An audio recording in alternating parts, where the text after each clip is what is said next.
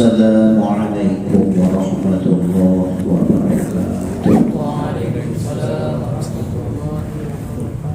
Limardatillahi subhanahu wa ta'ala wa hidayatihi wa inayatihi wa taufiqihi summa ila hadratin nabiyyin mustafa Muhammadir Rasulillah sallallahu alaihi wasallam wa ala alihi wa ashabihi wa azwajihi wa ahli baitihi ajma'in.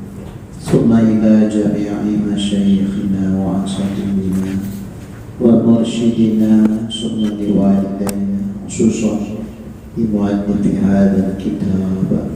Al-Fatiha. Bismillahirrahmanirrahim. Alhamdulillahi rabbil alamin. Ar-Rahmanir-Rahim. Maliki yaumiddin. Iyyaka na'budu wa iyyaka nasta'in.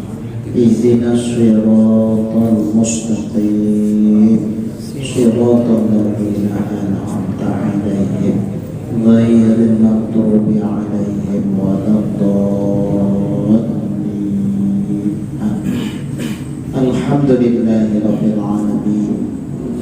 Wassalatu wassalamu ala asyrafil anbiya'i wal mursalin wa ala alihi wa sahbihi ajma'in.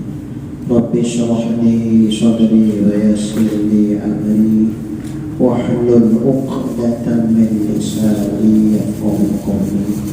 Qala al-mu'allif rahimahullahu ta'ala wa adama nafa'ana bi'ulumihi fid darain amin. Summa qala Allahumma hidayatan lis-shawab ya Allah.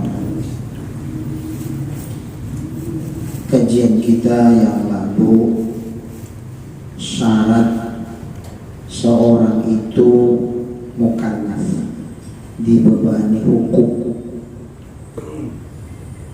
Di antaranya bulughud dakwah, sampai kepadanya dakwah, sampai kepadanya pemberitaan tentang Islam, tentang kerasulan Nabi kita Muhammad sallallahu alaihi wasallam.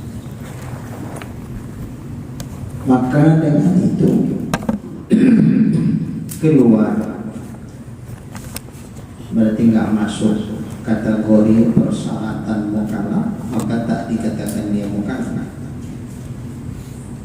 Keluar dengan orang yang sampai akannya dakwah, orang yang tidak sampai akannya dakwah. Syarat mukallaf itu sampai kepada dia dakwah, pemberitaan tentang Islam, tentang Nabi Muhammad. Maka keluar dengan itu orang yang tak sampai kepada dia dakwah. Jadi kalau tak sampai seruan dakwah kepadanya, berarti dia tidak termasuk mukallaf. Berarti tak ada beban hukum. Umpama dia nyembah bukan Allah sekalipun, tidak sampai dia dihukumkan kafir kekal di dalam neraka. Kalaupun tak sholat dia tidak dihukumkan dia meninggalkan perintah Allah, karena dia pun tak tahu kalau itu perintah Allah. Enggak puasa Ramadan, tidak dikatakan dia meninggalkan puasa, karena dia pun tak tahu kalau puasa itu wajib, karena baru tahu kalau ada informasi tentang Islam. Tidak ada pemberitaan itu, tidak sampai kepada. Apalah contohnya itu?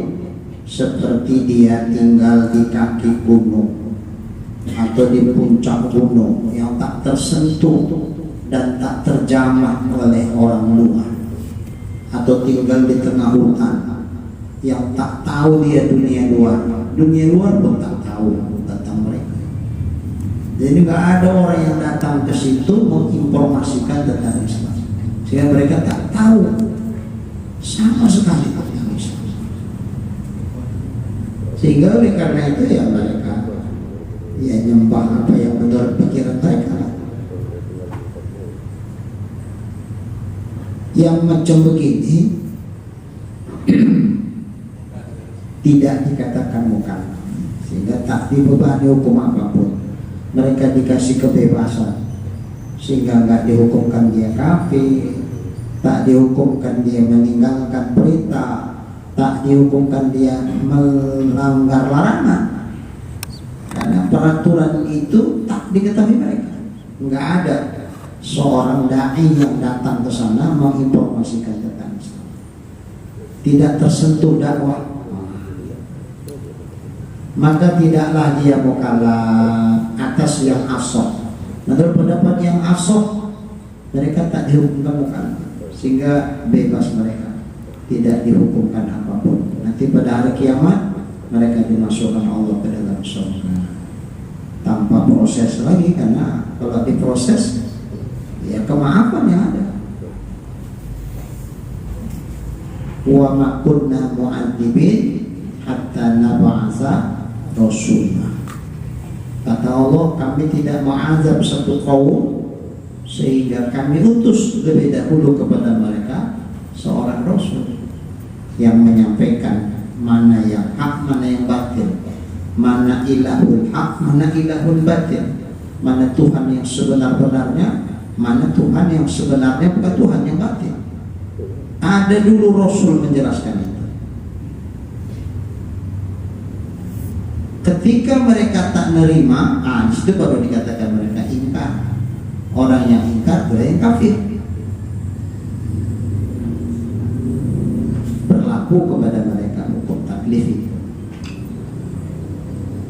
Tapi kalau belum ada Rasul yang mendakwahkan tentang Islam, tentang Allah, tentang mengenalkan tentang siapa Tuhan yang sebenarnya, tentang siapa Allah, tentang apa-apa yang wajib diimani dan seterusnya, tentang apa yang harus dilakukan sebagai ibadah wajibnya kepada Tuhan, apa yang tak boleh dilakukan, yang itu melanggar aturan Allah. Kalau sudah datang yang menjelaskan itu, tiba-tiba mereka langgar, di situ baru kesalahan terjadi kepada mereka, karena mereka sudah dihukumkan mukallaf. Tapi kalau belum ada yang mendakwahkan ini kepada mereka, ya mereka kita tidak bisa hukumi. Sama kayak misalnya peraturan belum berlaku, lantas dibikin orang, bapak melanggar peraturan. Peraturan yang mana saya langgar? Ini pak, memang itu sudah diundangkan. Kalau kita misalnya kan sudah disahkan anggota dewan jadi satu peraturan, nah, kemudian disosialisasikan dulu bahwa ini peraturan begini. Udah cukup, sudah informasinya diperkirakan menyeluruh rakyat Indonesia ini pahamlah, tahulah bahwa hukum itu gini, kalau melanggar konsekuensinya akan dihukum seperti ini. Nah, kalau dilanggar juga baru dikatakan dia melanggar hukum, kan hukumnya sudah berlaku. Ini hukum itu belum berlaku, lantas dibikin orang, mana bisa ditindak dia dikatakan melanggar hukum? Hukum yang mana ini langgar? Orang belum ada peraturan hukum. Nah, kira-kira begitu. Baru berlaku ini kepada mereka kalau informasi tentang Islam itu sampai. Mana yang boleh, mana yang tak boleh dibikin, mana yang wajib, mana yang haram dan seterusnya. Nah, ini baru dikatakan mereka melanggar hukum, melanggar dakwah, melanggar, tidak mengikuti seruan dakwah. Bisa, karena sudah sampai informasi itu sama mereka. Tapi kalau belum sampai kepada mereka, hukum yang mana yang mereka langgar, karena belum ada yang menjelaskan hukum itu. Nah, makanya syarat mukallaf itu bulughud dakwah, sampai kepadanya dakwah. Dakwah di situ seruan. Maksud seruan informasi tentang Islam.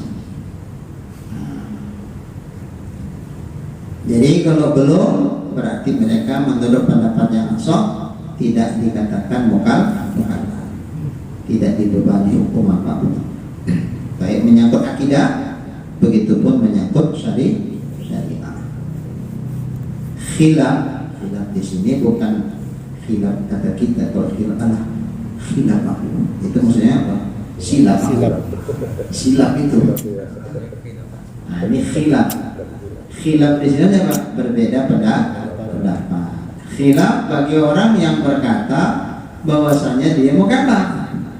Nah, beda halnya dengan pendapat orang yang mengatakan walaupun tidak sampai kepadanya dakwah, mereka tetap dihukumi mukallaf. Ada yang berpendapat begitu, tapi itu pendapatnya tidak asok. Asok itu isim tafdil, muqabil sahih. Kalau sahih, muqabilnya lawannya dhaif. Nah, kalau dhaif lawannya dhaif jiddan. Nah, ini asoknya tidak mukallaf. Tapi ada yang berpendapat mukallaf. Walaupun nggak sampai seru dakwah, dasarnya apa? Kalau tadi dasarnya ayat Quran, wa ma kunna mu'adzibin hatta nab'atsa rasulah. Itu dasarnya ayat ini.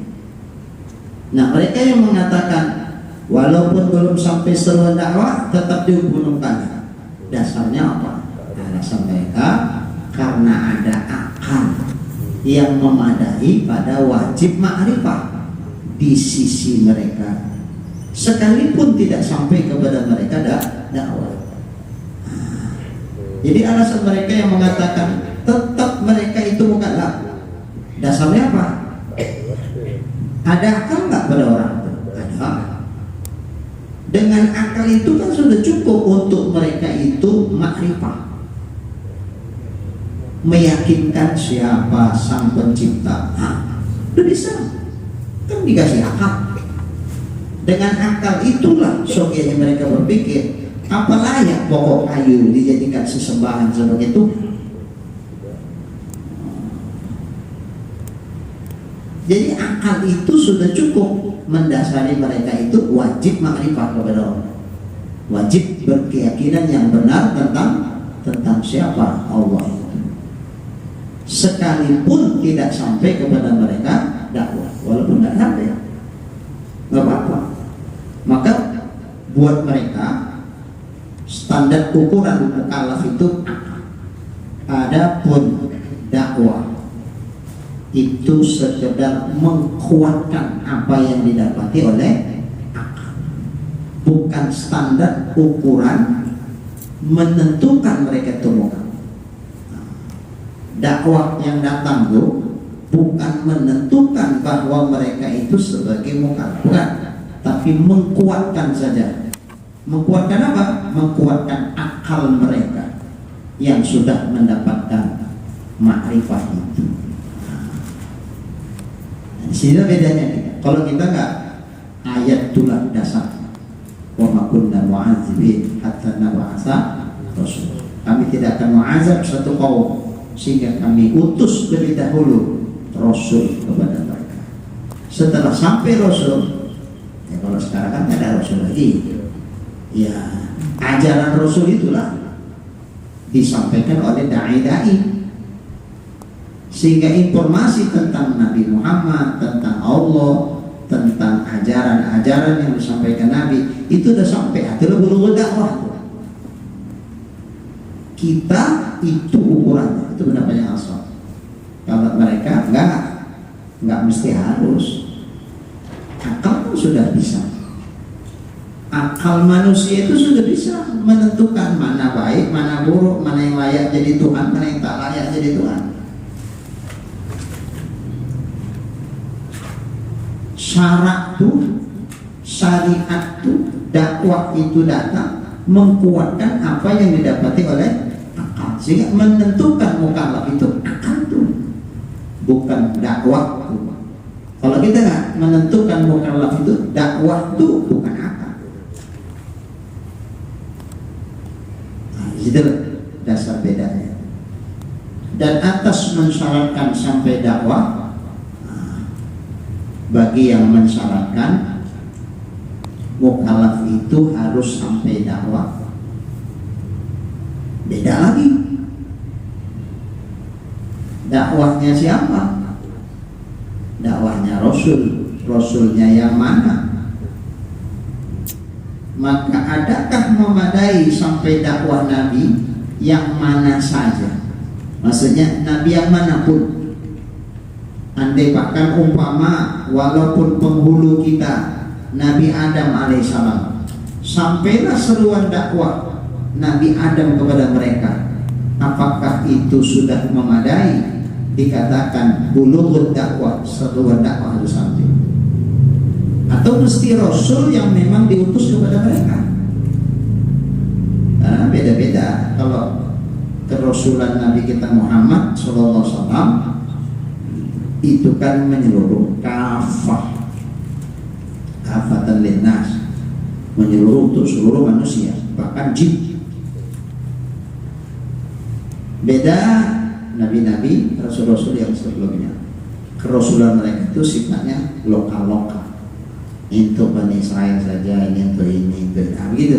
Makanya ada seorang beberapa rasul itu yang mereka hidupnya sezaman, tapi sasaran dakwahnya beda. Ini wilayah ini, yang ini wilayah ini, yang ini wilayah ini, beda-beda. Walaupun semasa mereka, tapi seruan dakwah mereka sasarannya beda, umat mereka beda. Nah, pertanyaannya tadi kan untuk mukallaf disyaratkan sampai dakwah. Dakwahnya Rasul yang mana? Yang umum atau yang khusus? Kalau yang umum, Nabi Adam pun kan Rasul juga, Nabi Isa Rasul juga, Nabi Musa Rasul juga, Nabi Sulaiman Rasul juga. Jadi kalau sudah sampai kepada Rasul yang manapun, itu sudah memadai seruan dakwahnya. Berarti kalau sudah sampai kerasulan yang manapun dari Rasul itu wajib mengimani,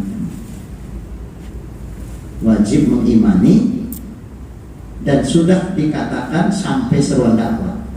Kalau tak beriman juga, tak ma'rifah juga, tak patuh juga, bisa dikatakan mereka ingkar. Atau mesti Rasul yang diutus khusus buat mereka. Di sini beda pendapatnya.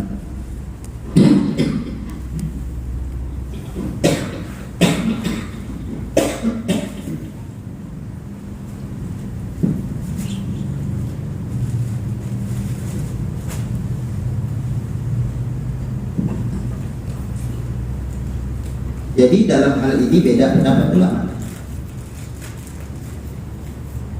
Ada yang mengatakan ya asal pokoknya Rasul, umpama Nabi Adam pun ajarannya itu sampai, kerasulannya, pemberitaannya sampai kepada mereka, udah cukup untuk mensyaratkan mereka sudah bisa dikatakan bukan kerasulan Nabi Adam,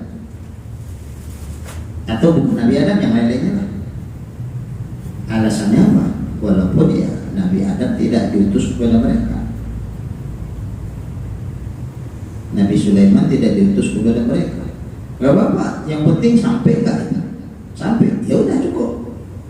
Alasannya apa? Karena tauhid bukanlah perkara yang khusus dengan umat. Tauhid itu bukan khusus.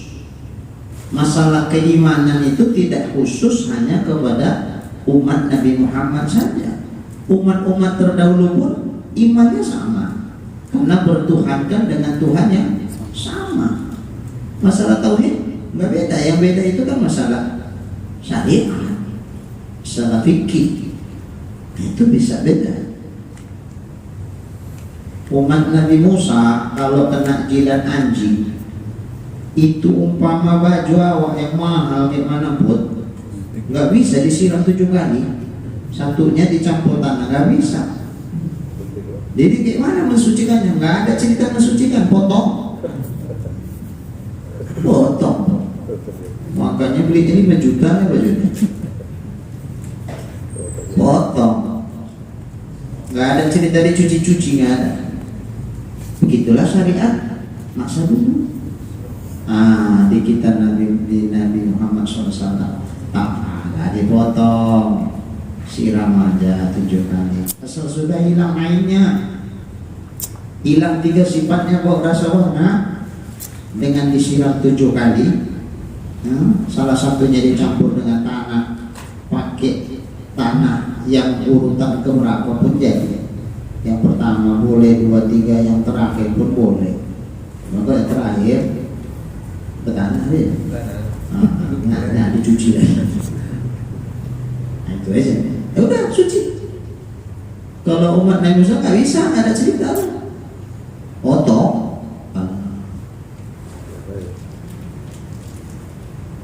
Jauh pula boleh ya. Udah pula beli. Di Mekah boleh beli. Ongkosnya berapa tuh? Nah, tapi begitu syariat Nabi Musa. Beda sama Nabi kita Muhammad SAW. Beda ya. Kalau masalah syariat itu bisa aja beda-beda kan masalah. Tapi mengesahkan Allah, mentuhankan Allah sama. Karena Tuhannya Nabi Musa adalah Allah. Tuhannya Nabi Muhammad ya Allah. Apa Allahnya berubah-ubah? Enggak, tetap begitu. Jadi masalah tauhid itu bukan masalah perkara yang khusus untuk umat Nabi Muhammad. Umat-umat Nabi yang sebelumnya pun tetap bertuhankan kepada Allah, tetap la ilaha illallah sama. Cuman kerasulannya berbeda. Kalau Nabi Musa ya la ilaha illallah, Musa Rasulullah. Tidak ada Tuhan yang Allah, dan Musa itu adalah utusan Allah. Jadi tauhid sama, pikir beda. Jadi memandang itu, karena masalah iman, masalah tauhid itu seluruh nabi-nabi menyampaikan tentang tauhid. Berarti sama. Iya lah, kalau begitu umpama dihampirlah kepada mereka seruan dakwah Nabi Adam sekalipun, ya udah, itu udah cukup dikatakan bulughut dakwah. Sehingga kalau mereka masih salah mentuhankan Allah, ya mereka itu dia sudah dihukum mukallaf, ya kafir mereka, karena mereka sudah dihukumi mukallaf. Dengan sampai bulughut dakwahnya siapa? Bulughut dakwahnya Nabi Adam AS. Umpama begitu. Enggak harus Nabi kita Muhammad sallallahu alaihi wasallam. Atau tak dapat tiada, atau tak dapat tidak, berarti mesti. Kalau bahasa Arabnya la budda, tak boleh tidak, berarti mesti. Mesti apa? Dari sampainya dakwah, bulughut dakwah. Dakwahnya siapa? Rasul yang diutus kepadanya. Nah, ini berarti khusus. Mesti harus Rasul yang memang diutus Allah buat kaum ini. Nah, itulah baru dikatakan bulughut dakwah. Umpamalah dia tinggal di satu wilayah. Di wilayah itu tidak ada nabi, tidak ada Rasul. Yang ada di wilayah yang lain. Wilayah yang lain ini ada Rasul yang khusus diutus Allah untuk mendakwahkan kaum ini, tidak ke kaum yang itu. Tapi pemberitaan kerasulan yang diutus Allah kepada kaum A sampai ke kaum B. Pertanyaannya, apakah kaum B dikatakan telah sampai seruan dakwah? Menurut pendapat yang pertama, ya udah, intinya informasi kerasulan yang diutus Allah ke kaum A udah sampai ke kaum B, berarti sampai sebuah dakwah tuh. Nggak harus yang memang Rasul yang diutus ke kaum B, nggak mesti. Pokoknya seruan dari Rasul yang manapun sampai kepada dia, ya udah, bulughut dakwah itu. Kalau udah sampai dakwah berarti mukallaf. Kalau mukallaf terbebani hukum. Salah akidahnya berarti mereka kekal dalam neraka. Begitu. Tapi menurut pendapat yang kedua, nah, kalaupun ada Rasul yang diutus Allah kepada kaum A, itu kan khusus Pak, ke kaum A itu. Sementara kaum B belum ada Rasul yang diutus Allah kepadanya. Walaupun pemberitaan kaum Rasul yang diutus ke kaum A itu sampai ke kaum B, tapi kan bukan kepada mereka kaum Rasul itu diutus, bukan ke kaum B, tapi ke kaum A. Mereka menganggap ini belum sampai dakwah. Nah, belum ada Rasul yang secara khusus diutus untuk kaum B. Yang kaum A, ya mereka mukallaf. Kenapa? Karena dakwah kerasulan yang diutus buat mereka sudah sampai. Tapi kaum A, B itu belum.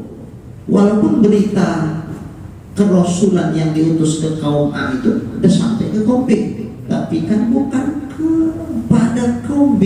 Rasul itu diutus ke kaum A, maka dianggap ini belum sampai dakwah itu. Ini menurut pendapat yang kedua, karena seruan dakwah kerasulan itu harus Rasul yang diutus untuk mereka, bukan Rasul yang diutus untuk kaum yang lain. Nah, ini pendapat yang kedua, mesti Rasul yang itu. Dan yang tahqiq itu yang dibenarkan, ya.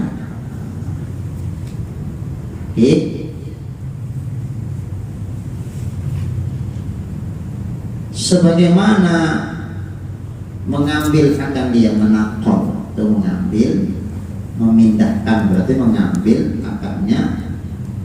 Al-Allamah Al-Malawi dari Al-Abi dalam kitab Syarah Muslim mengatakan bahwa mesti harus seruan dakwah itu seruan dakwah dari Rasul yang memang diutus untuk mereka, untuk kaum B itu, bukan dakwahnya Rasul yang diutus untuk kaum A, bukan. Itu dianggap belum sampai, walaupun sudah sampai, dianggap belum sampai, karena itu bukan Rasul yang diutus untuk kaum B, tapi untuk kaum A. Berarti belum sampai seruan dakwah itu. Mesti harus Rasul yang diutus Allah untuk kaum B itulah yang sampai. Nah, baru dikatakan mereka telah sampai dakwah. Ini Syekh Al-Allamah Al-Malawi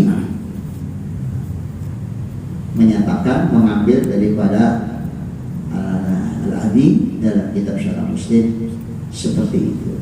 Khilaf, beda pendapat bagi Imam Nawawi, bahwasanya tak dapat tidak dari sampainya dakwah Rasul yang diutus kepadanya. Nah, kalau pendapat yang pertama, Syekh Al-Allamah Al-Malawi mengatakan sebagaimana kitab Syarah Muslim, Rasul yang manapun, Rasul yang manapun, artinya nggak mesti harus Rasul yang diutus kepada mereka.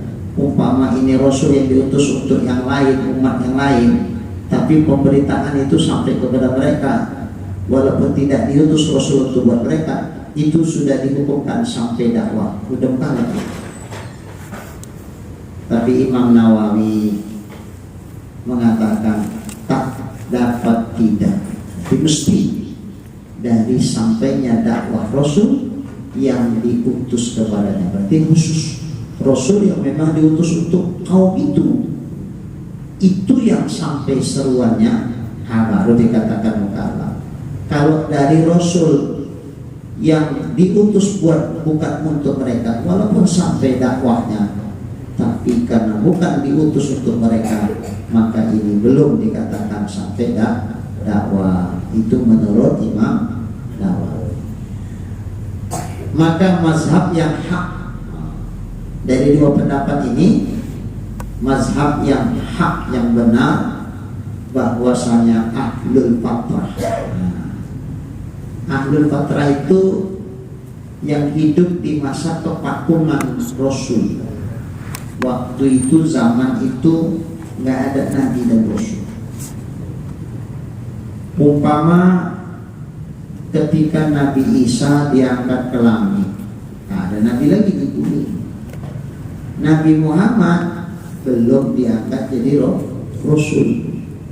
Nah, ini masa patrah, masa vakum, nggak ada kerasulan di situ. Nah, ini macam mana di zaman masa patrah?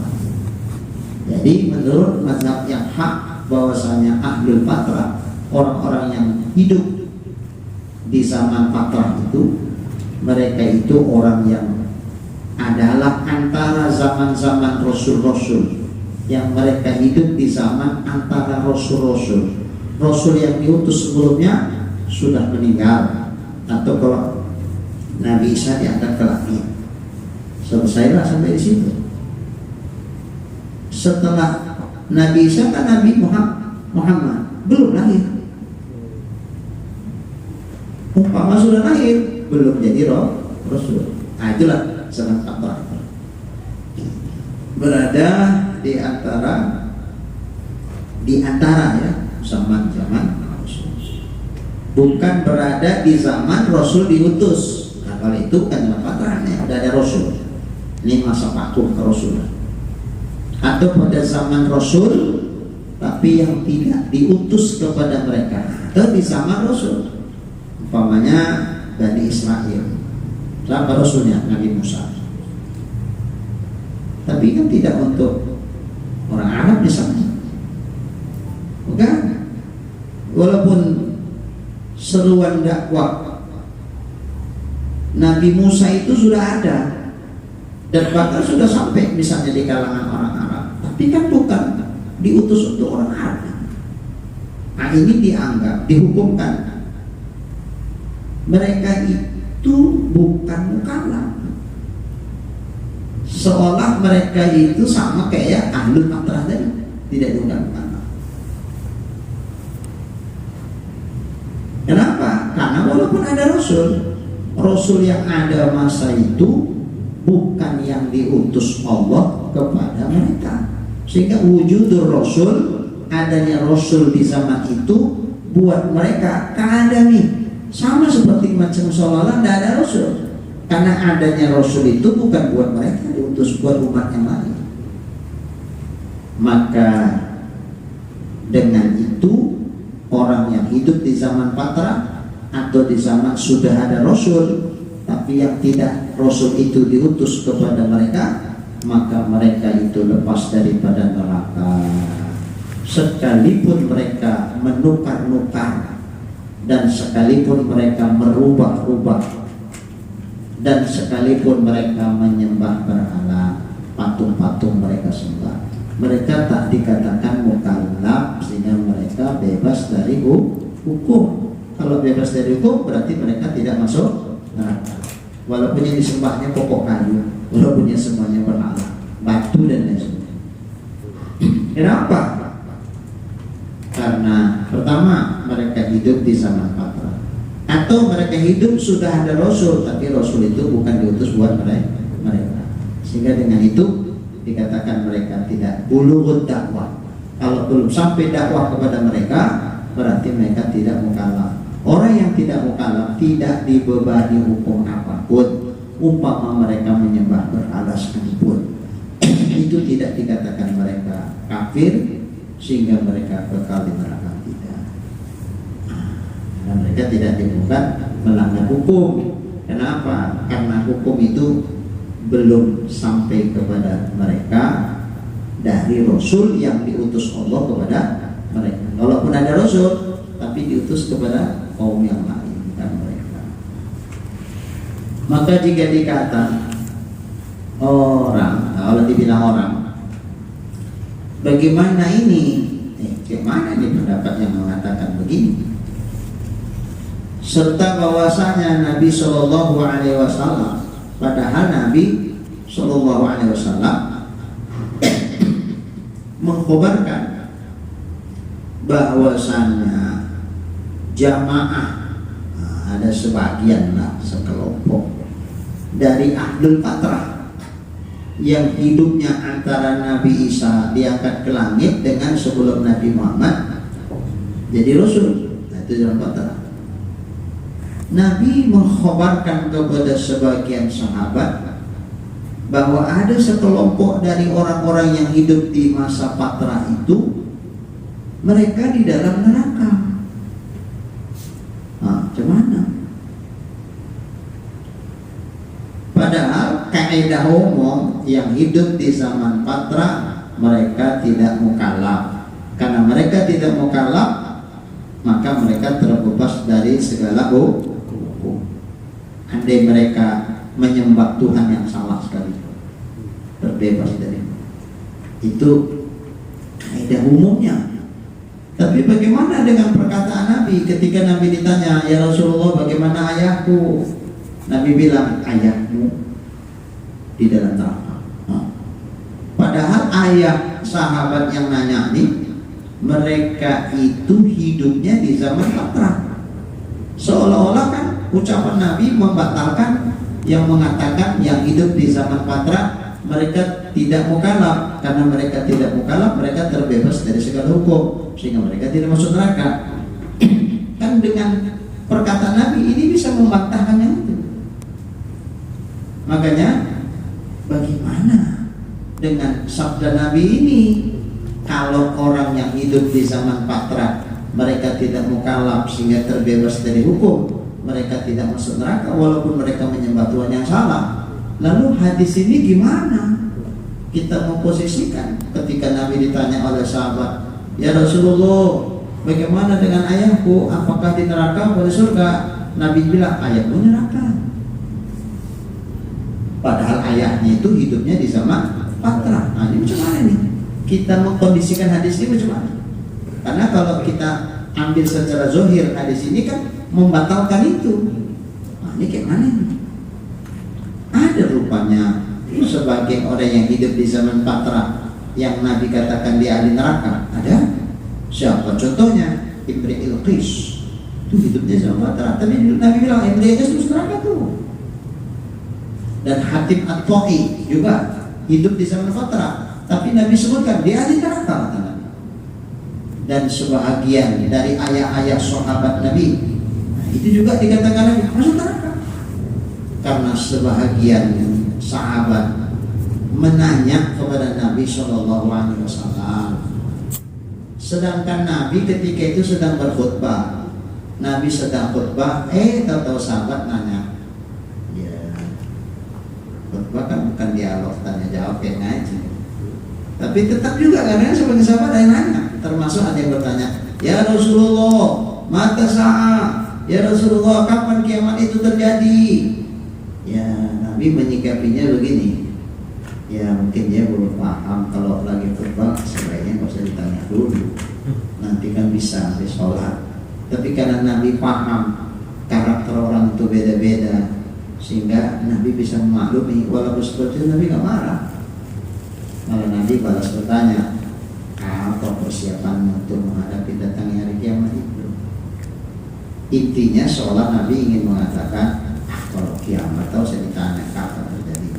Yang penting diimani dia pasti terjadi. Soal kapan enggak usah lagi dipertanyakan.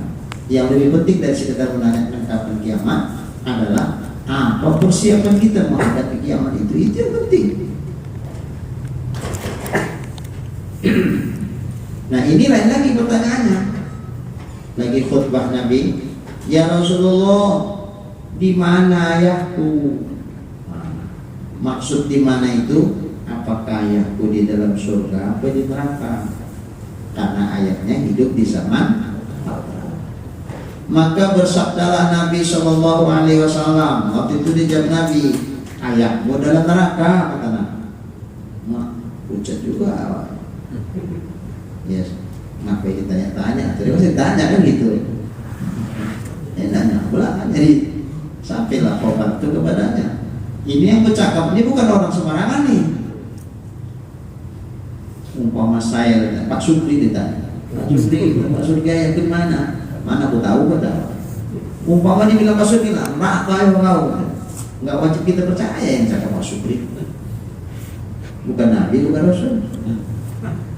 Tapi kalau yang bercakap Nabi, ionya betul yang bilang Nabi itu. Kalau meragukan ucapan Nabi, meragukan kerasulan Nabi. Begitu masalahnya. Ini kita bagaimana nih? Meragukan ucapan Nabi berarti meragukan kerasulan Nabi Muhammad sebagai Rasul. Karena berarti masih ada di dalam keyakinan dia. Kurasa bohongnya Nabi. Gitu. Padahal salah satu sifat yang wajib ada pada Rasul-Rasul itu adalah siddiq. Mutabaqatul khabar lil waqi. Sesuai apa yang diberitakan Nabi dengan kejadian yang sebenarnya. Maka orang yang bilang ayah masuk neraka, betul neraka itu. Karena kalau nggak masuk neraka ayahnya berarti salah cakap Nabi yang dulu. Ini. mustahil itu. Nah ini cuma ada ini. Padahal ayahnya itu hidup di zaman Patra. Begitu juga Imrul Qais, Hatim At-Ta'i hidup di zaman Patra. Kenapa namanya dia neraka? Maka dijawab. Nah, ada jawabannya Mas Sutri. Dijawab bahwasanya hadis-hadis mereka, hadis-hadis yang menyatakan tentang Imrul Qais, Hatim At-Ta'i, termasuk juga sahabat yang menanyakan tentang ayahnya di mana, dijawab Nabi dan neraka, itu hadis itu adalah hadis-hadis ahad. Tidak sampai ke tingkat mutawatir yang wajib diimani, yang kalau tak diimani kafir. Itu ayat Quran. Karena ayat Quran itu qat'i, subutnya qat'i subut,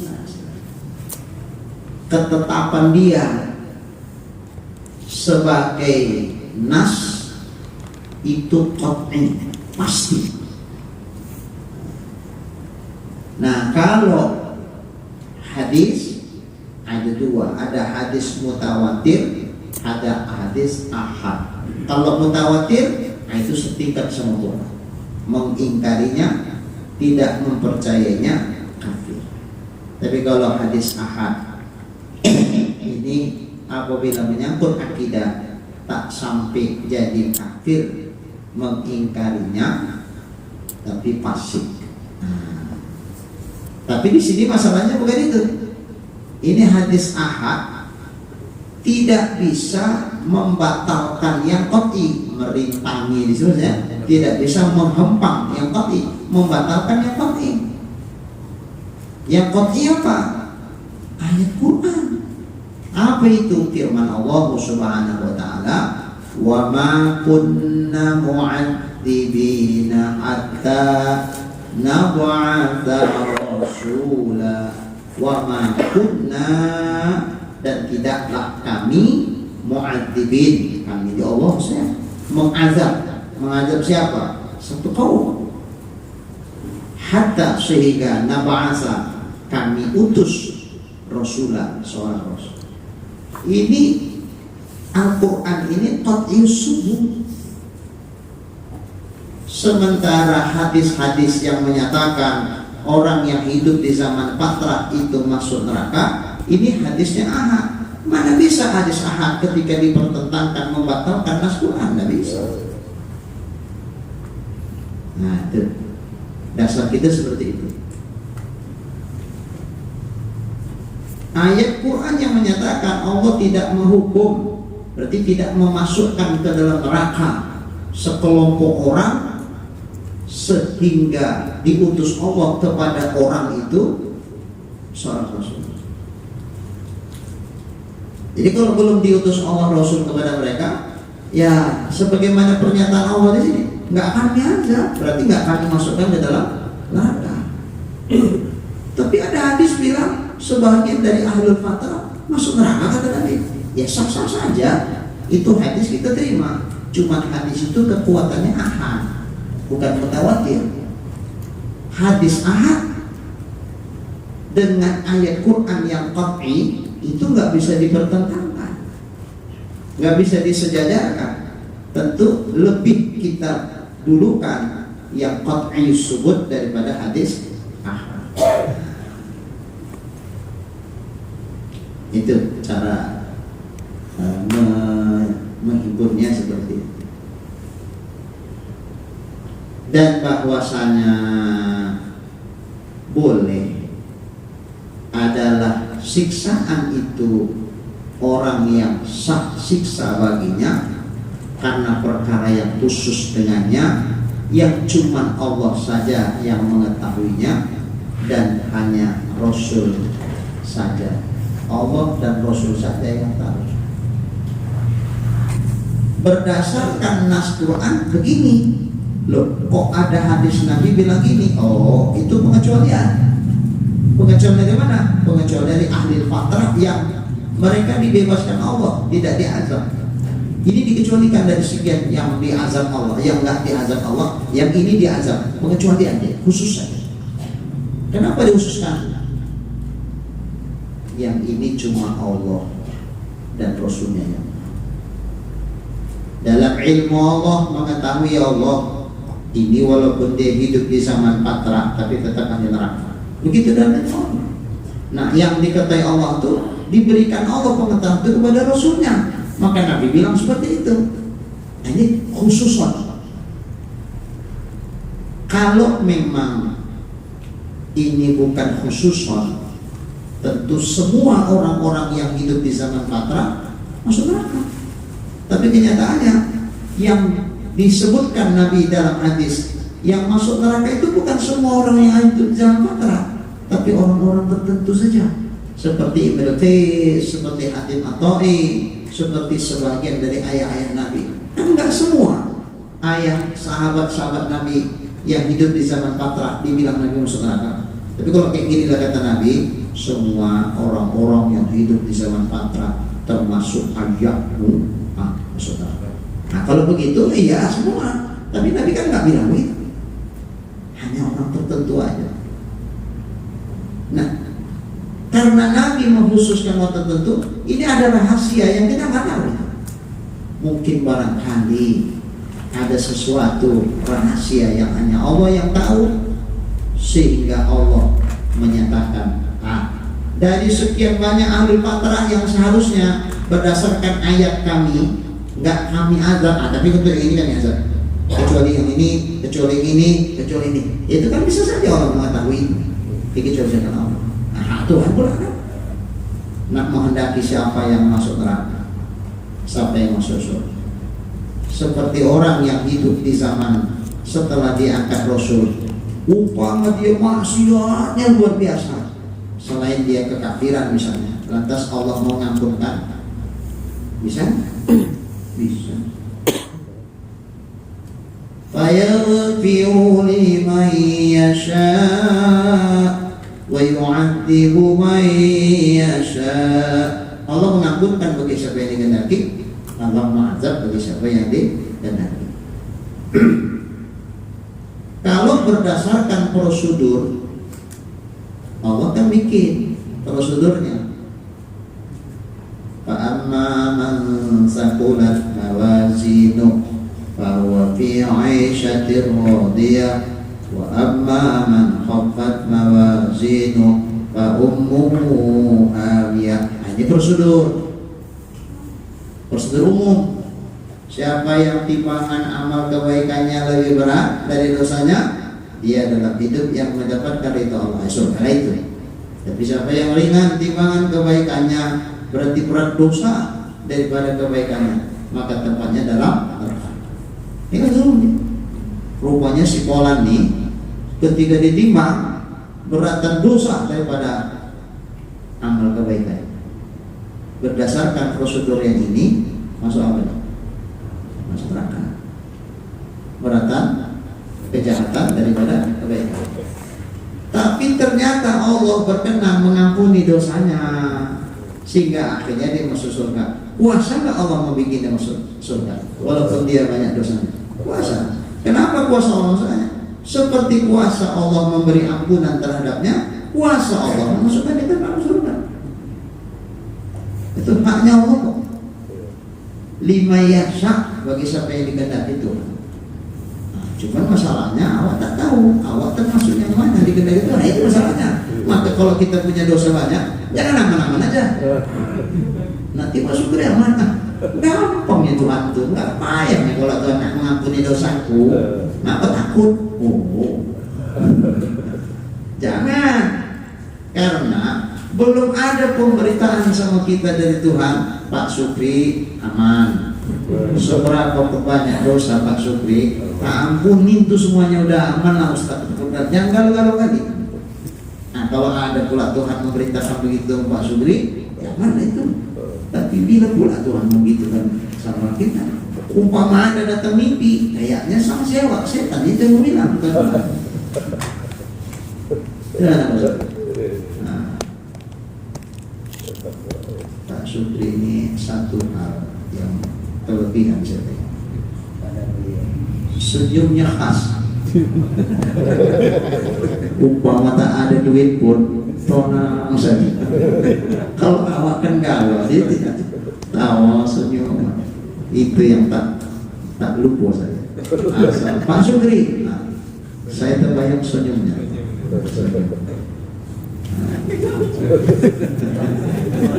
Ya, enggak, senyum tidak bawa luka, senyum bawa bahagia. Nah, ada ciri khasnya, kelebihannya. Baiklah. Nah, jadi ada, kalau hadis tadi itu perkara yang khusus, yang itu hanya Allah dan Rasul. Tapi itu tidak membatalkan kaidah umum yang ada dalam ayat yang qat'i tadi, bahwa Allah tidak akan mengazab orang-orang yang hidup di zaman patra karena belum ada Rasul yang diutus kepada mereka. Itu nggak membatalkan. Itu hanya karena kekhususan yang diketahui Allah, yang Allah Maha tahu atas itu, sehingga dia dikecualikan dari ayat itu. Dan keluar dengan yang sejahtera panca inderanya, sejahtera jadi maksudnya yang sempurna lah, sehat, tidak bermasalah, matanya tidak buta, telinganya tidak tuli, masih elok. Kalaupun misalnya matanya bermasalah, telinganya masih elok. Informasi tentang Islam tuh masih bisa ditangkap. Ada jalan sebab dia memahami Islam itu. Tidak lewat mata, lewat telinga. Tidak lewat telinga, lewat mata. Kan dua ini yang bisa kita cerna dari jalan yang itu. Makanya kalau kita tengok di TV itu kan ada yang gini-gini. Nah, jadi untuk siapa itu yang gini-gini? Iya, silang isu. Maksudnya untuk berita untuk siapa itu yang gini-gini? Yang telinganya bermasalah. Telinga. Ya kan? Dikuatkan TV itu, kuatkan dia, dikuatkan. Telinganya bermasalah, tak ada. Jadi percuma dikuatkan sama dia. Pekaknya juga. Sehingga perlu paham dia isi berita itu adalah di samping penampilan. Body. Oh, bisa dia membaca isyarat-isyarat tangannya itu kan. Kalau begini-begini, katanya begini-begini. Kalau awak tak mandi kan awak tak tuli, tak belajar apa itu kan. Dan bagi yang tunanetra, cuman dia Pak bisa pakai alat raba, belajar baca lewat alat rabanya. Oh ini huruf A, oh ini B. Ada yang ngajari, telinganya nggak bermasalah. Kalau kayak gini bentuknya ya, ini huruf A namanya ya. Nah kalau kayak gini di tangannya disentuhkan ke huruf tuh. Nah ini Ba, ini B. Kalau ini C ya, bahasa. Jadi kalau huruf B ditambah A, nah ini membilangnya Ba. D sama U, Du, jadi badu. Jadi itulah ngajarinya. Memang ya lebih lambat lah dari kita yang bisa mendengar, bisa melihat untuk mengajari dia. Tapi masih bisa kita ajari dia, masih nyambung informasi orang lain ke dia, masih bisa diajarkan Islam itu kepada dia, masih bisa paham ya. Otaknya masih bisa mencerna lewat isyarat-isyarat rabaan tangan, alat rangga tadi, atau lewat isyarat tangan yang begini, untuk yang tuli, untuk yang buta. Itu syarat untuk seorang itu mukallaf. Dua-dua atau salah satunya mesti berfungsi dengan baik. Sejahtera di situ berfungsi dengan baik. Panca inderanya. Yang dimaksud panca indera di situ dua hal tadi, mata dan telinga. Karena dari situlah otaknya bisa mencerna pemberitaan yang datang dari luar dirinya. Makanya kalau orang terlahir dalam kondisi dia tuli dan juga dia buta, ini memang tak mukallaf. Kenapa? Karena dia nggak akan bisa menerima dakwah itu, nggak akan bisa tertangkap olehnya. Karena umpama kita ajarkan tentang Islam, tentang apa saja yang wajib dia ketahui supaya diimaninya, supaya diamalkannya, nggak ada yang nyambung, nggak ada yang nyambung. Umpama kita kasih alat raplah, Mbak, ini huruf ayah, peka dia. Nah, cuman bisa tahu dia kalau ini huruf A? Awak jerit-jerit di telinganya, ini huruf ayah Pak, kata yo, nggak dengar. Nah, umpama kita bikin pakai alat isyarat tangan, tak lihat nih, cuman caranya kita menyambungkan informasinya namanya? Nggak bisa, nggak nyambung. Karena nggak nyambung, la yukallifullahu nafsan illa wus'aha. Allah tidak memberatkan kepada seorang itu kecuali sebatas yang mampu. Ternyata dia nggak mampu memahami Islam, maka terbebas dia dari hukum taklifi. Umpama besar pun dia membesarkan badannya bisa ya, asal dikasih makan yang cukup besar itu. Akhirnya meninggallah dia sampai usia dewasa, terbebas dari hukum Allah. Umpama pun nanti di akhirat, insya Allah dia masuk surga, tak masuk neraka. Enak maksudnya? Enggak ya? Enggak juga lah, walaupun kayak gitu. Beda halnya kalau buta dan tuli terjadi setelah dia balik.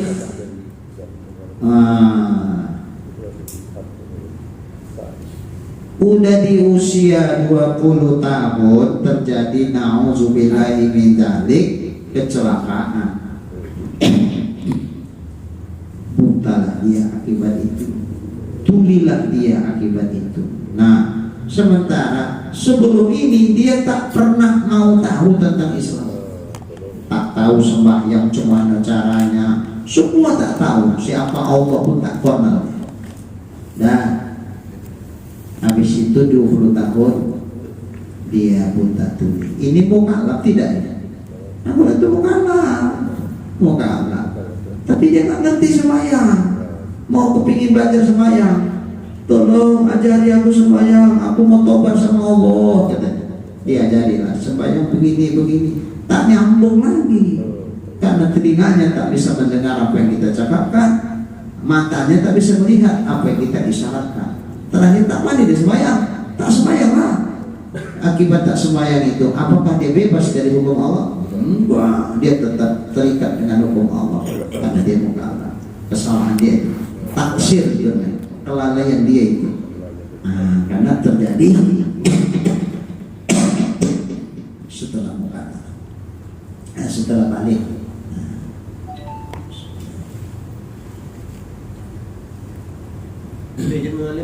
Dia dihitung berdosa ketika dia semasa dia melalaikan itu saja, apa seumur hidup sampai dia seumur hidup. Kenapa? Karena seumur hidupnya yang salah itu tersebab dari awal sejak dia balik. Kan kelalaian ini mengakibatkan tak tahu seterusnya. Nah, ini akibat imbas dari ini. Ya. Makanya seterusnya sama kayak gini lah. Gila itu kan seharusnya dimakan, tidak dibebani hukum, karena syarat mukallaf itu akil yang berakal. Dia gila, apa penyebab gila? Nah, kita lihat kalau karena usaha dia yang itu namanya kemaksiatan, itulah menjadi penyebab dia gila. Ar-rukhas la tunatu bil ma'asi.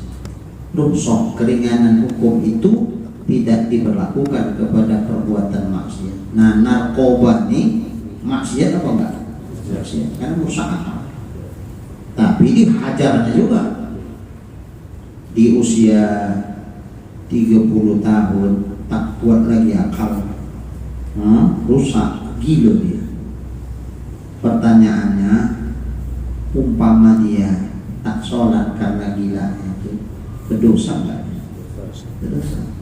Umpama tak bisa diubatkan, usaha tak boleh diubatkan sampai mati umur 50 tahun, tak juga baik dia. Kira-kira tak sembahyang sejak dia gila itu, tak sembahyang sebelumnya tak sembahyang itu. Umpama, apakah yang selama dia gila sampai mati itu dimaafkan baginya? Tidak. Kenapa? Karena penyebab gilanya itu maksiat.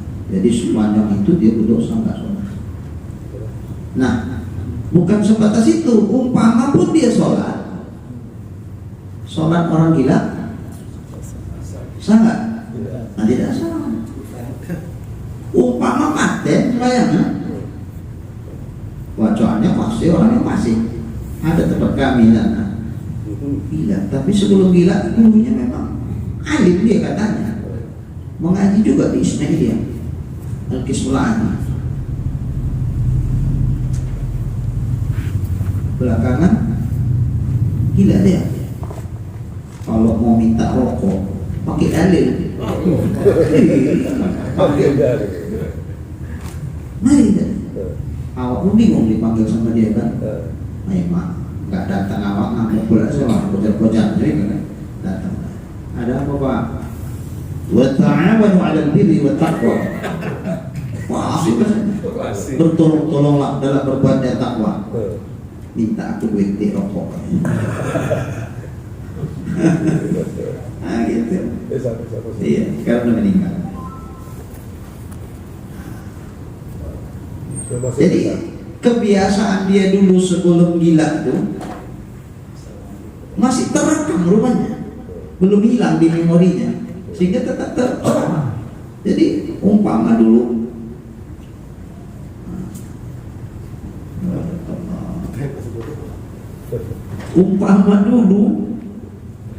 bagus elok ada sembahyang, udah gila pun sembahyangnya tetap sama. Takbiratul ihramnya, paten, semua lengkap lah macam mana sebelum gila. Pertanyaannya, sah nggak sembahyang? Tidak sah juga. Kenapa kok nggak sah? Karena di niatnya. Syarat sah niat itu orang berakal. Niat orang gila tidak sah.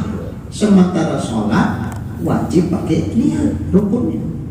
Jadi kalau berniat niatnya tidak sah, sama kayak tak berniat. Kalau niatnya rusak, maka semua ibadah yang perlu pakai niat pun tidak sah.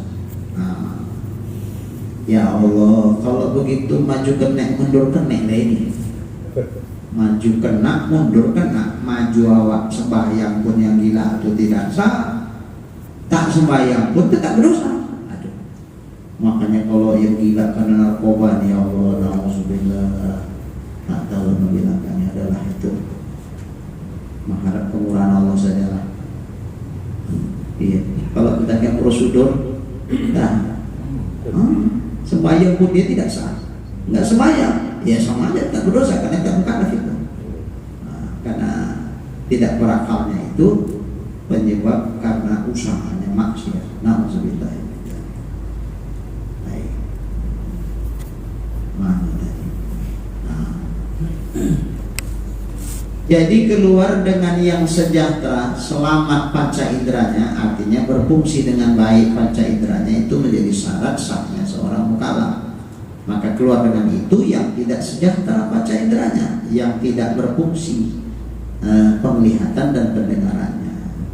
Dan karena ini berkata sebahagian a'immatus syafi'iyah, imam-imam yang bermazhabkan Imam Syafi'i. Jadi kalau a'immatus syafi'iyah itu ulama-ulama yang mengikut pendapat atau mazhab Imam Syafi'i, atau ulama-ulama Syafi'iyah, imam-imam Syafi'iyah.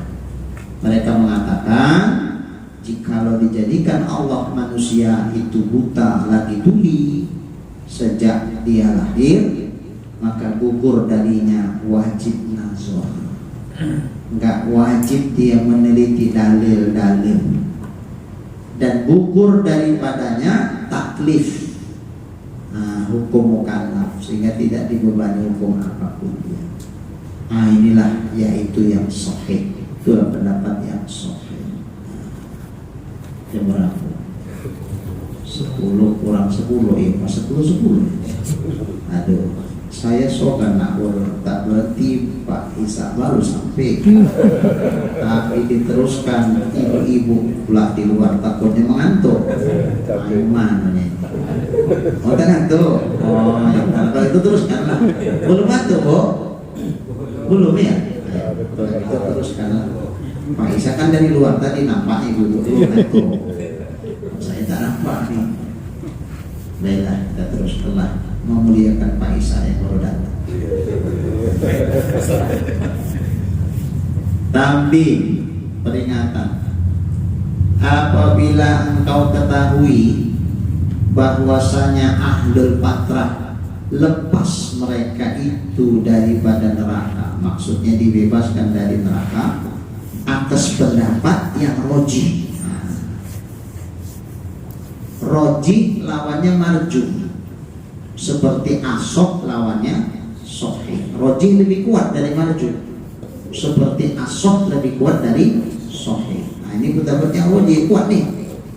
Maka engkau ketahuilah bahwasanya ayah dan ibu Nabi kita Muhammad Sallallahu Alaihi Wasallam mereka itu lepas berduanya daripada neraka. Dua-duanya lepas dari neraka, bebas, nggak masuk neraka tuh.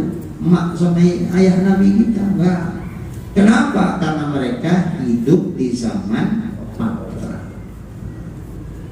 Karena keadaan keduanya itu dari ahlul fatrah. Bahkan bukan ayah umat Nabi saja, bahkan sekalian ayah-ayah Nabi Sallallahu Alaihi Wasallam. Maksud ayah-ayah ini meratur pada ayah Nabi. Satu, maksudnya abah tuh ayah, atuk, ayahnya atuk, atuknya atuk, ayahnya atuk, terus ke atas. Itu mereka itu terbebas dari neraka. Begitupun ibu-ibunya Nabi, ya bukan berarti ibu Nabi banyak. Siti Aminah, emaknya, terus ke atas, tak bisa membilangkannya lagi. Kalau Pak Isa berapa tingkat ke atas yang tahu nama? Kalau misalnya ayah atau ayahnya itu apa? Onyam, ayahnya Onyam, Uyut, ayahnya Uyut. Tak tahu lagi. Bukan tak apa.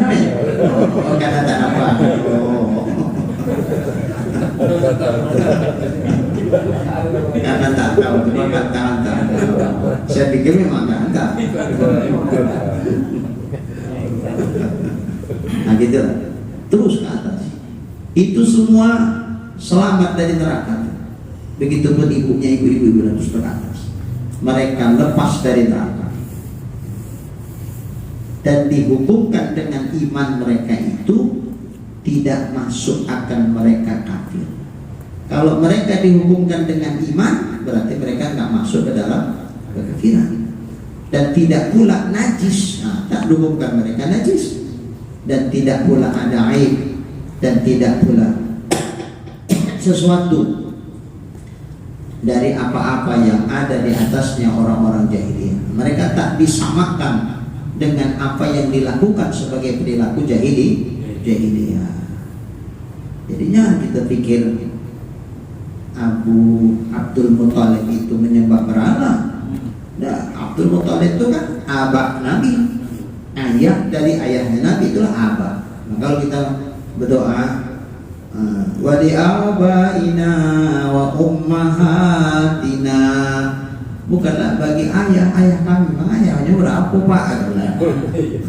Maksudnya ayah ke ayah dan omak terus ke atas. Nah, itu tidak mengikuti perilaku orang-orang jahiliyah. Enggak. Makanya waktu Ka'bah mau dihancurkan oleh tentara bergajah yang dipimpin sama Raja Abroha. Waktu itu kan semua berlari. Abu Thalib, Abdul Muthalib ketika itu berdoa.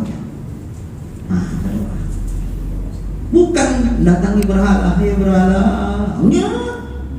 Berdoa kepada Allah, ikut millah Ibrahim. Berserah diri, ya Allah, rumah ini milikmu. Kau yang bisa menyelamatkan dari kehancuran yang akan dihancurkan oleh tentara bergajah. Itu ya Allah. Kira-kira begitulah. Pasrahnya kepada Allah. Baru turunlah keajaiban dibikin Allah setelah berdoa doa Abdul Muthalib. Datanglah pasukan burung ababil dari langit, membawa batu-batu dari neraka sijil, dijatuhkan. Jadi sebelum ada bom pesawat-pesawat tempur itu sebetulnya Allah sudah mendesain dulu itu burung ababil, dijatuhkan sudah meledak hancur sehingga mereka itu seperti ka'asfin ma'kul, kayak daun yang dimakan ular. Daun dimakan ular itu bolong-bolong kan, seperti itu orang-orang kan. Nah, jadi itu doa Abdul Muthalib itu ke berhala apa ke Allah? Ke Allah, ke berhala. Jadi kita sangka pula nenek moyang Nabi menyembah berhala. Apa dalilnya? Dengan dalil nakli. Dalil naklinya itu tentu ayat Quran. Seperti firman Allah Subhanahu wa taala, Allah mengatakan wa taqallubuka fis sajidin. Hai Muhammad, engkau berpindah-pindah pada orang-orang yang sujud kepada Allah. Berpindah-pindah ini maksudnya macam mana? Itu Nabi Muhammad itu kan ada riwayat misalkan ini, di kening Abdullah itu bercahaya. Itulah bibit yang akan menjadikan Nabi kita Muhammad SAW. Jadi sudah memancar itu di kening Abdullah. Maka semua perempuan-perempuan sangat ingin dipersunting oleh Abdullah. Cahaya itu. Kepingin akulah suami. Kita tak ada biasa ya. Tak ada, maka ibu-ibu itu biasa-biasa aja sama asli. Umpama bercahaya. Lupa. Enggak, artinya bolak-balik tadi artinya Oh iya. pindah-pindah. Artinya berbalik-balikmu di dalam sujud. Itu di dalam orang-orang yang sujud. Lebih pas begitu terjemahnya, karena sajidin itu isim fa'il. Kalau diterjemahkan berbalik-balik, maksud berbalik-balik itu apa? Bukan balik-balik rolling-rolling, pindah-pindah, takallub. Pindah-pindah, bukan lupa-lupa. Kisajidin bukan di dalam sujud, dalam arti waktu sujud berbalik-balik, bukan. Itu kalimat sajidin itu timbangannya fa'ilun, fa'ala yaf'alu, dan bahwa fa'idun zakama. Kok jadi nggak disorot ini? Ada. Kajian deh. Iya. Kayak begitu. Fa'ala fi'il madhi yaf'alu mudhari fa'lan isim masdar. Fahuwa fa'idun, fa'idun isim fa'il. Sajada yasjudu sajdan. Fahuwa sajidun. Nah, isim fa'il, orang yang sujud. Karena kata jamak muzakkar salim, tambahkan ya dan nun, sajidin. Kenapa enggak pakai waw dan nun? Oh, ada huruf jar di situ, fi. Tanda jarnya ya niabatan anil kasroh li'annahu jam'ul muzakkaris salim. Nun iwadun an tanwin fil ismil mufrad, pengganti tanwin pada isim mufrad. Nah, jadi pakai ya karena dia majrur, ada huruf fi-nya, maka pakai ya dan nun tambahannya dari isim mufradnya sajidun. Nah, ditambah ya dan nun sajidina. Kenapa? Karena posisi i'rabnya majrur atau mansub. Tapi kalau posisi i'rabnya dia marfu' sajiduna, tambahkan waw dan nun. Sajidun menjadi sajiduna. Sajidun mufrad, sajiduna jadi jamak mudzakkar salim. Pakai waw dan nun. Kenapa pakai waw dan nun? Karena posisi i'rabnya marfu'. Kenapa pakai ya dan nun?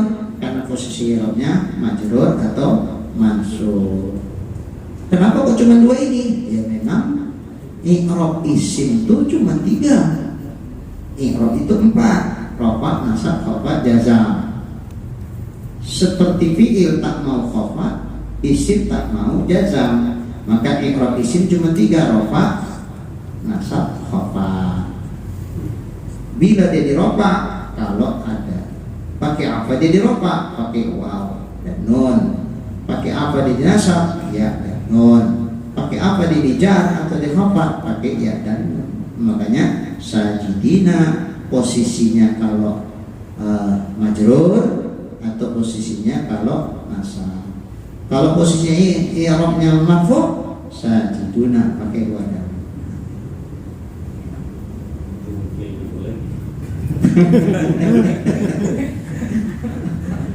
Keluar nih.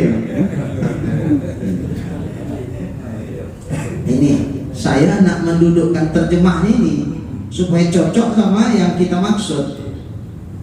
Wa taqallubuka, kalau diartikan di sini berbalik-balik, jangan kita pikir berbalik rolling-rolling. Bisajidin pada di dalam sujud, bukan waktu sujud berrolling-rolling pula. Bukan begitu maksudnya. Bolak-balik, berpindah-pindah. Ya Muhammad, ka di situ taqallubuka, ka itu kan Nabi Muhammad itu. Wahai Muhammad, engkau berpindah-pindah pada orang-orang yang sujud. Maksudnya Nabi Muhammad itu, bibit Nabi Muhammad itu berpindah dari Nabi Adam berpindah ke anak Nabi Adam. Ini orang sujud semua ini. Anak Adam ke cucunya, cucunya ke cicitnya, anaknya cicit, cicitnya cicit, terus sampai ke Abdul Muttalib sampai ke Abdullah. Ini semua orang sujud nih semuanya. Kalau yang sujud berarti kafir nggak tuh? Mana kafir? Ini ayatnya jelas. Berpindah-pindah kaum Muhammad, dibikin Tuhan pindah dari ini bibitnya berpindah. Pindahnya ke siapa? Dari orang yang sujud ke orang sujud, dari orang sujud ke orang sujud, dan begitu terus. Nah, itu ayatnya jelas.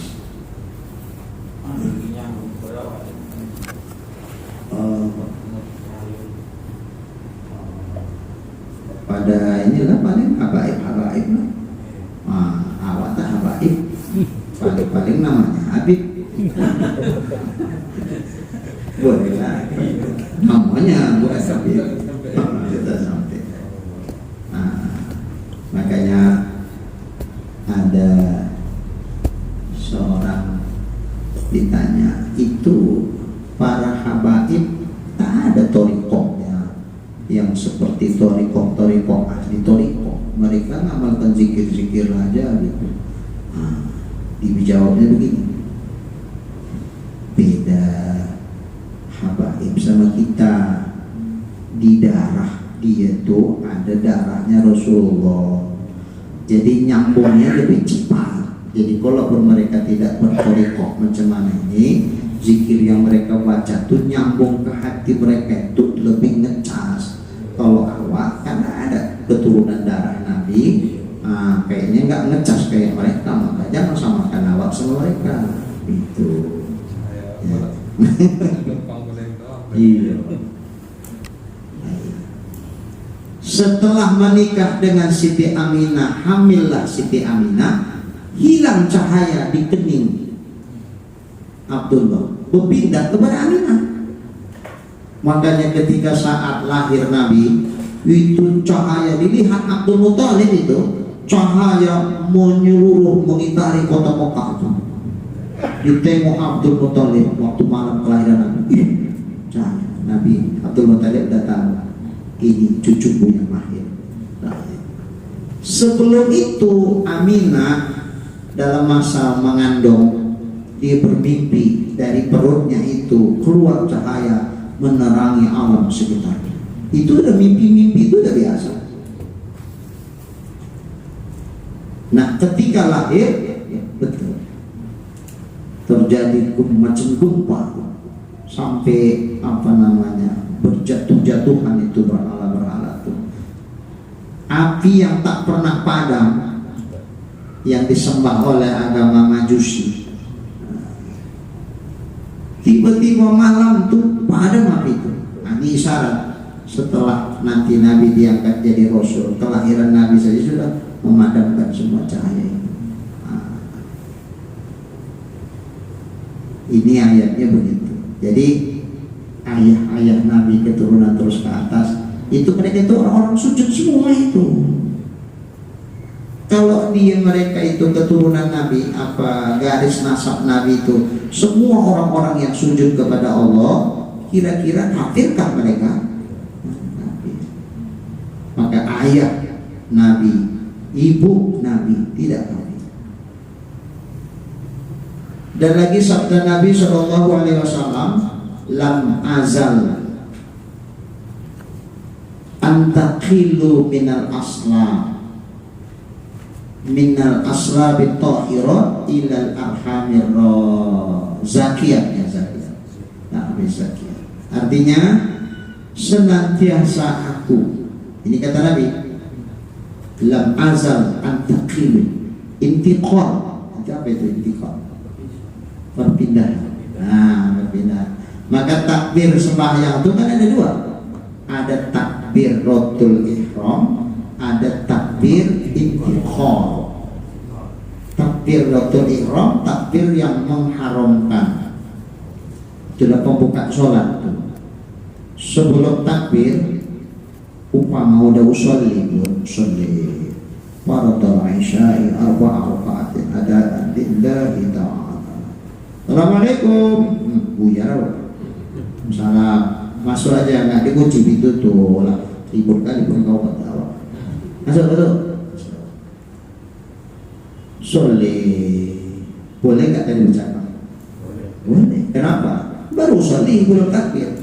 Tapi kalau Pak Sutri sudah Allahu Akbar, sabarnya jatuh niatnya pun sudah. Assalamualaikum. Nah, tak di situlah. Aku lagi sembahyang, tak boleh ku jawab. Kalau ku jawab batal sembahyangku, haram hukumnya dibatalkan sembahyangnya. Tidak apa boleh buat. Tapi yang datang ini mertua,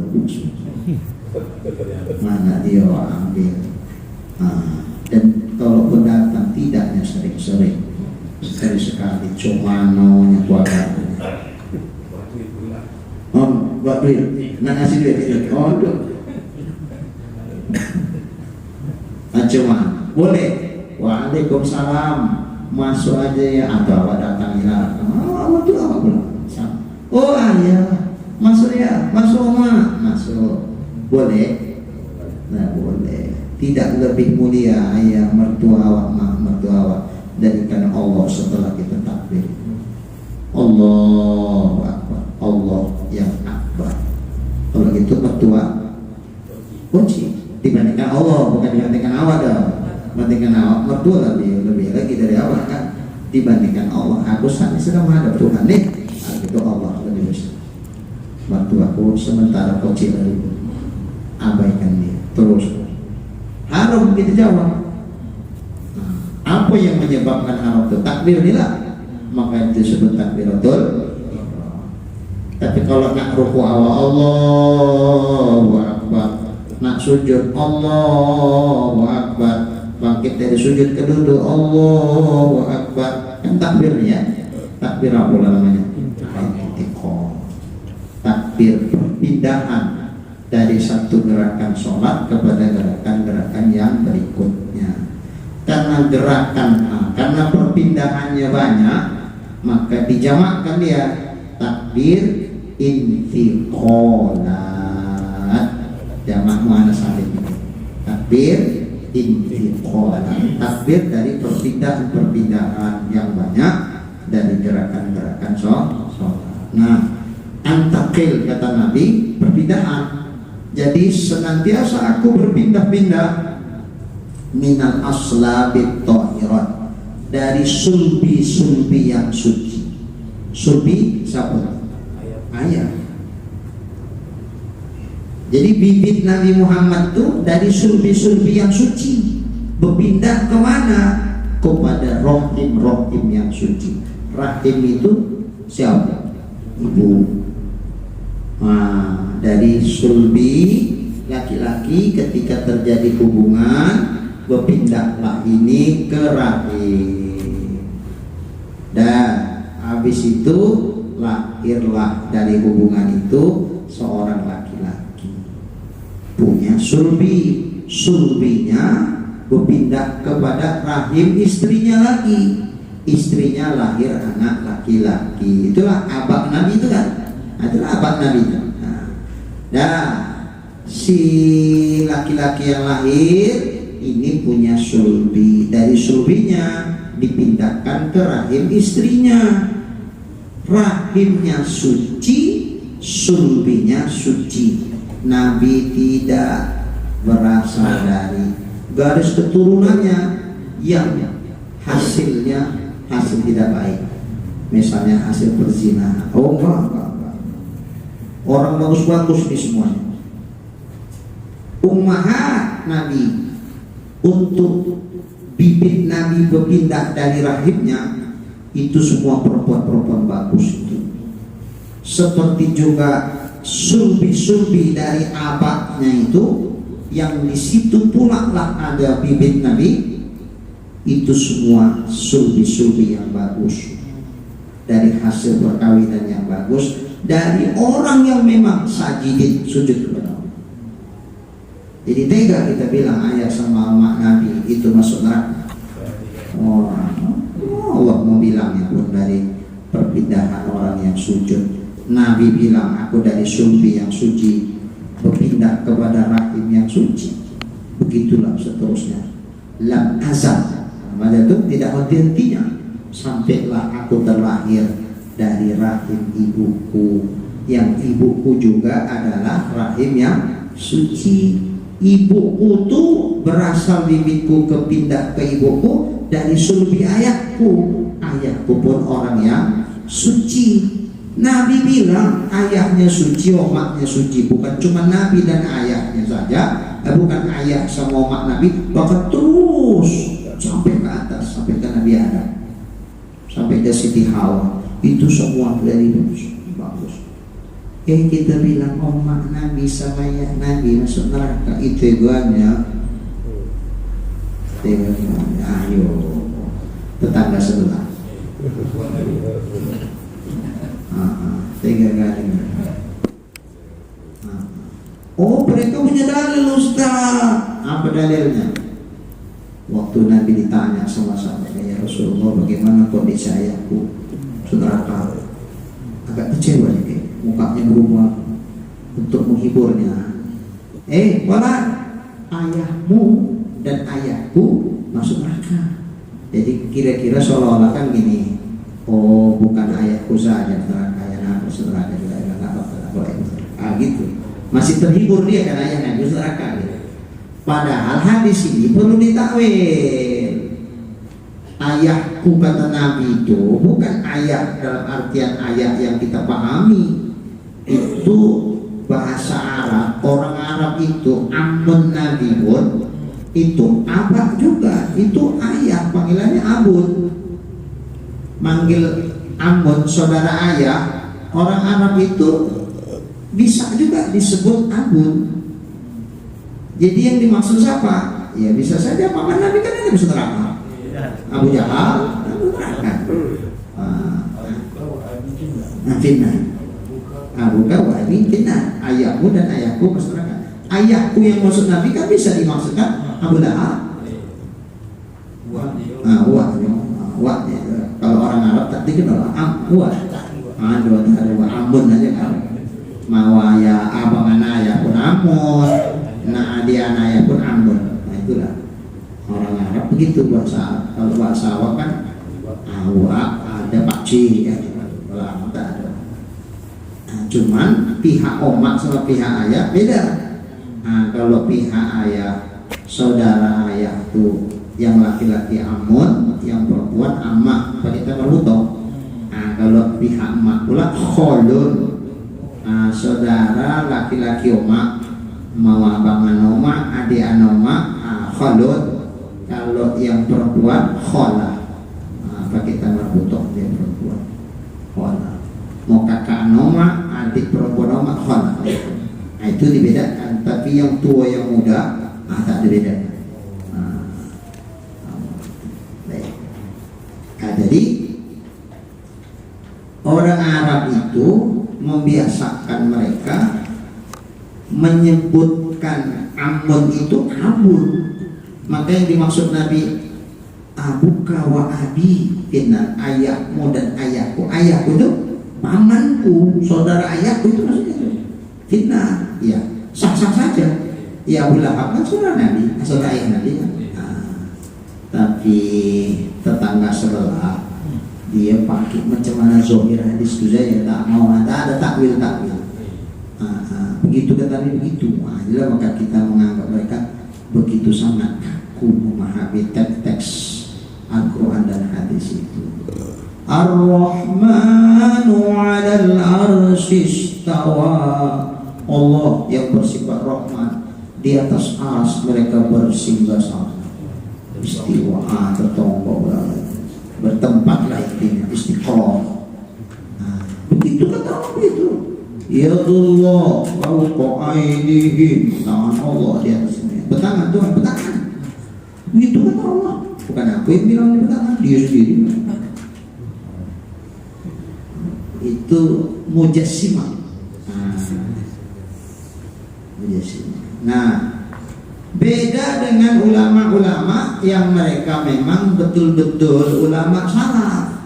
Kalau ini kan bukan ulama salaf, salafi. Beda. Kalau ulama salaf itu tauhid,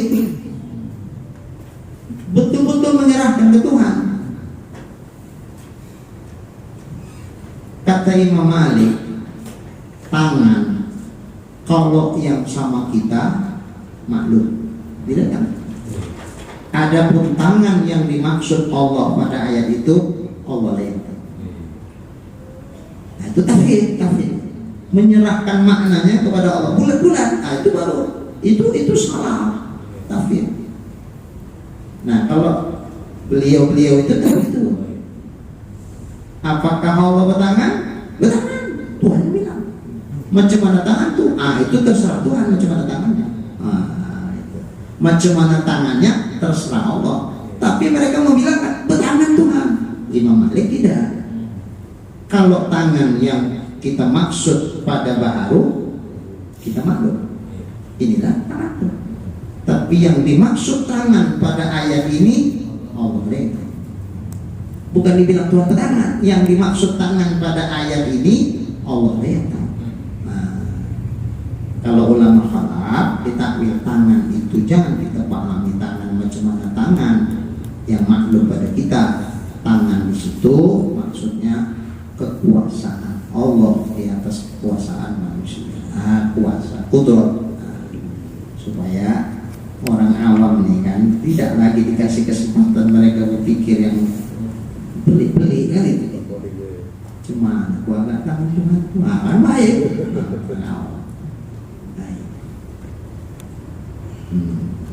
Jadi berpindahlah senantiasa aku dari sulbi-sulbi yang suci kepada rahim-rahim yang suci. Dan selain itu dari hadis-hadis yang sampai kepada mutawatir. Hadis-hadis yang menyatakan tentang itu sampai kepada tingkat mutawatir karena sumbernya banyak, bukan seginilah dulu ya. Nanti akan datang insyaallah dan ada pun azab.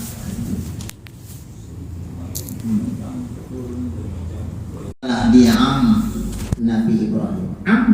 Am itu siapa? Saudara laki-laki ayah Nabi Ibrahim, bukan ayahnya.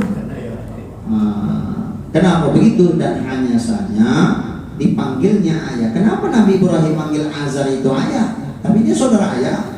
Oh, adat orang Arab dipanggil am itu dengan ayah. Orang Arab begitu. Ampun dipanggil ayah. Jadi kebiasaan itu terbawa lah. Nabi Ibrahim pun manggil pamannya itu ayah.